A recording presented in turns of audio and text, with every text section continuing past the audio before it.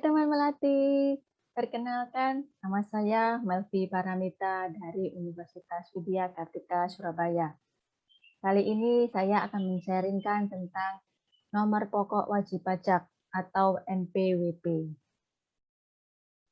NPWP, nomor pokok wajib pajak, merupakan nomor yang diberikan kepada wajib pajak sebagai sarana dalam administrasi perpajakan yang digunakan sebagai tanda pengenal diri atau identitas wajib pajak dalam melaksanakan hak dan kewajiban perpajakannya. Fungsi dari NPWP. Yang pertama, sebagai sarana dalam administrasi perpajakan. Yang kedua, sebagai tanda pengenal diri atau identitas wajib pajak. Yang ketiga, penjaga ketertiban dalam pembayaran pajak dan pengawasan administrasi perpajakan. Yang keempat, sebagai syarat kredit bank. Yang kelima, sebagai syarat pembuatan paspor. Yang keenam, sebagai syarat pembuatan rekening koran di bank. Yang ketujuh, sebagai syarat pengajuan izin surat izin usaha perusahaan atau SIUP. Yang kedelapan, sebagai syarat mengikuti lelang di instansi pemerintah, BUMN, dan BUMD. Teman-teman Melati, cara mendapatkan NPWP sangat mudah. Yang pertama bisa melalui web atau bisa melalui KPP atau kantor pelayanan pajak di wilayah tempat tinggal atau kegiatan usaha wajib pajak. Tahapan yang pertama yaitu melengkapi dokumen. Bagi NPWP wajib pajak orang pribadi, dokumen yang dibutuhkan adalah fotokopi KTP, formulir pendaftaran NPWP. Bagi wajib pajak badan, dokumen yang dibutuhkan adalah akta pendirian, KTP, dan formulir pendaftaran NPWP. Tahapan kedua yaitu melakukan pendaftaran. Bisa melalui web ataupun langsung datang ke kantor pelayanan pajak. Tahapan yang ketiga yaitu menunggu penerbitan bukti penerimaan surat. Yang keempat adalah menerima NPWP dan surat keterangan terdaftar atau SKT yang dikirimkan melalui pos tercatat ke alamat wajib pajak. Berikut teman-teman Melati adalah contoh dari NPWP. NPWP terdiri dari 15 digit. 9 digit pertama adalah identitas unik wajib pajak.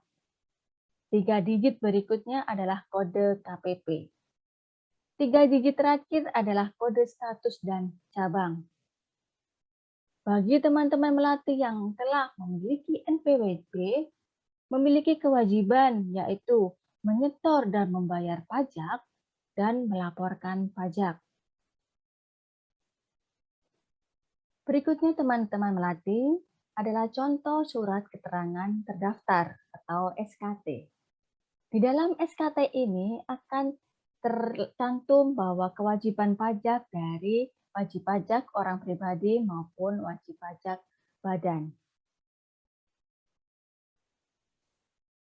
Pembayaran pajak dilakukan melalui bank tempat pembayaran pajak, yang kedua yaitu kantor pos. Mohon diperhatikan bahwa uang untuk pembayaran pajak harus disetor ke bank tempat pembayaran pajak atau kantor pos, bukan ke kantor pajak, baik itu KPP ataupun KP2KP. Pelaporan pajak. Pajak dilaporkan menggunakan surat pemberitahuan. Surat pemberitahuan digunakan untuk yang pertama, melaporkan jumlah penghasilan yang menjadi objek pajak dan atau bukan objek pajak. Yang kedua, melaporkan harta dan kewajiban dan susunan anggota keluarga atau tanggungan. Yang ketiga, yaitu melaporkan penghitungan dan atau pembayaran pajak. Terdapat dua macam surat pemberitahuan atau SPT. Yang pertama adalah SPT masa, adalah surat pemberitahuan untuk suatu masa pajak. Dilaporkan setiap tanggal 20 setelah saat terutangnya pajak atau masa pajak berakhir. Yang berikutnya yang kedua adalah SPT tahunan, adalah surat pemberitahuan untuk suatu tahun pajak. Dilaporkan paling lambat akhir bulan ketiga setelah tahun pajak berakhir untuk wajib pajak orang pribadi. Dan paling lambat akhir bulan keempat setelah tahun pajak berakhir untuk wajib pajak badan. Surat pemberitahuan atau SPT dapat disampaikan yang pertama secara langsung melalui KPP dan KP2KP terdekat, pojok pajak, mobil pajak, atau Dropbox di tempat publik yang ditentukan. Yang kedua melalui secara elektronik melalui internet, yaitu djponline.pajak.go.id. Teman-teman melatih, Direktorat Jenderal Pajak telah mengeluarkan layanan informasi yaitu Kring Pajak. Kring Pajak bisa dihubungi atau digunakan melalui telepon 1500-200. Juga bisa menggunakan live chat melalui website www.pajak.go.id.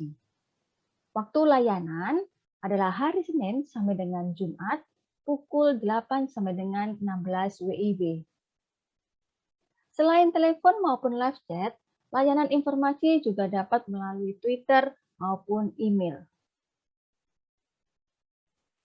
Sekian teman-teman melatih, terima kasih dan sampai jumpa.